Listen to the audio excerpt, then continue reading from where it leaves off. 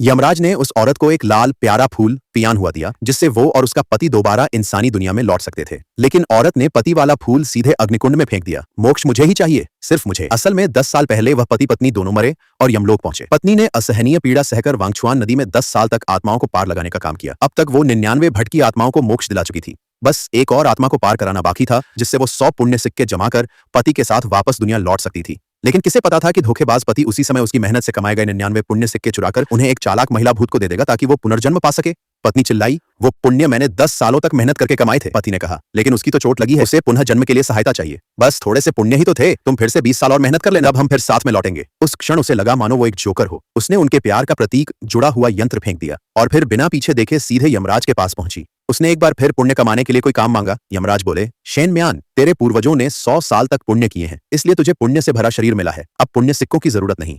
यमराज उसकी भावना समझ गए और उसे 2 प्यारे फूल दिए, जो मोक्ष द्वार खोलते हैं। ये फूल हर दिन आधा मुरझाते हैं और जब 3 दिन बाद पूरी तरह मुरझा जाएंगे, तब वो पति के साथ दोबारा जन्म ले सकती थी। लेकिन उसने एक बार फिर पति वाला फूल आग में फेंक दिया, क्योंकि अब वो अकेली मोक्ष द्वार से जाना चाहती थी अपने माँ बाप से मिलने के लिए। उसका पति तो अब तक उस चालाक महिला भूत के मोह में फंस चुका था। उसे अब अपनी पत्नी और दुनिया की कोई परवाह न थी। 3 दिन बाद जब वह मोक्ष पाने को तैयार थी, पूरा यमलोक देख रहा था कैसे वह अपने हाथों में प्यारा फूल लेकर खड़ी थी। वह पवित्र पुल पार करने को थी, जिससे आत्मा दूसरी दुनिया में जाती है। शेन म्यान, तैयार हो जाओ, 3 दिन बाद तुम मोक्ष प्राप्त करोगी। इसके बाद वह गहनों की दुकान पर गई और पति के लिए लाई जन्मदिन की भेंट वापस कर दी। लेकिन वहीं पर उसका सामना पति और उस चालाक औरत से हुआ। उन्होंने उसे शर्मिंदा करने के लिए छोटे छोटे भूतों को बुलाकर उसे तंग किया। मर जा तू, क्या तू सोचती है तेरा कोई नहीं है ना? हम तो बस भाई के साथ पीना चाहते थे। आओ भाई, तुम्हारे लिए है भाई। जब चालाक भूतनी ने उसे घायल किया तो तुरंत यमलोक के रक्षक आ गए। उस वक्त उसका पति भाग गया और चालाक भूतनी को लेकर फरार हो गया। पर जैसे ही वे घर पहुंचे, यमलोक के रक्षक वहां धमके, क्योंकि जिस गुंडे को उन्होंने मारा था वो यमराज के न्यायाधीश ली पनगुआन का बेटा था। अब अपराधी को सजा देने के लिए उन्हें